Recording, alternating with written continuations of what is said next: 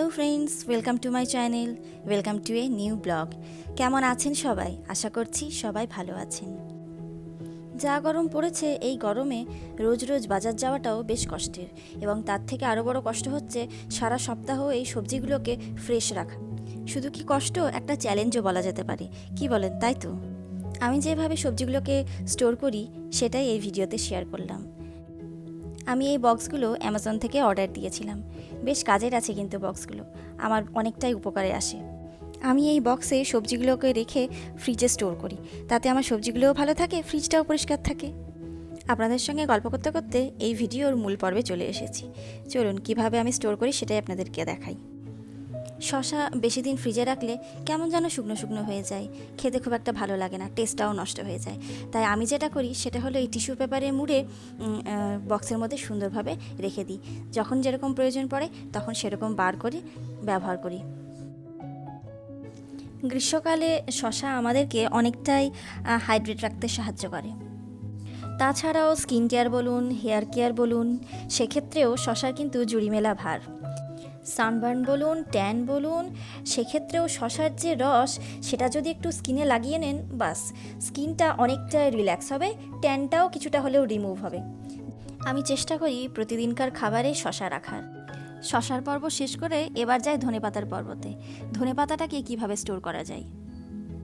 বাজার থেকে ধনেপাতা আনার পর আমি প্রথমে যেটা করি সেটা হলো ওর শিকড়গুলোকে কেটে আলাদা করে দিই। তারপরে যে বাজে পাতাগুলো আছে, নষ্ট হয়ে গেছে যে পাতাগুলো, সেগুলোকে ফেলে দিই। ফেলে দেওয়ার পর পরিষ্কার করে আমি সেগুলোকে স্টোর করি। পরিষ্কার বলতে এই নয় যে জল দিয়ে ধুই। বাজার থেকে যে সবজিগুলো আনা হয় সেগুলোর কোনোটাই কিন্তু আমি জল দিয়ে ধুয়ে পরিষ্কার করি না।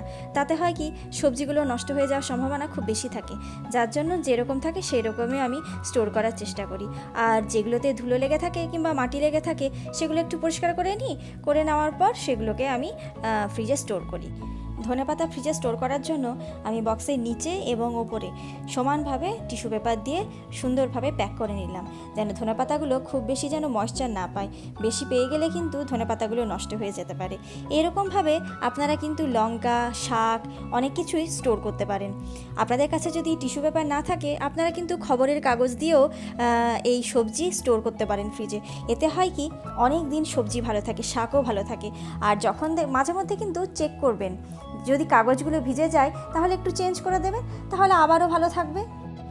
যে সবজিগুলো খুব তাড়াতাড়ি শেষ করার চিন্তাভাবনা করছেন সেগুলো টিস্যু পেপার দিয়ে র্যাপ না করলেও চলবে।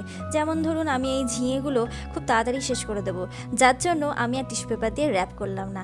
তার বদলে করলাম কি, ঘরে কিছু গিমে শাক ছিল, সেগুলোকে আমি বক্সে রেখে টিস্যু পেপার দিয়ে সুন্দরভাবে র্যাপ করে ফ্রিজে স্টোর করার জন্য দিয়ে দিলাম। বাস, আর কি, বাজার থেকে আনা সবজিগুলো এরকমভাবেই আমি স্টোর করে রাখি। আজকেও সেরকমভাবে স্টোর করে দিলাম, রেখে দিলাম ফ্রিজে।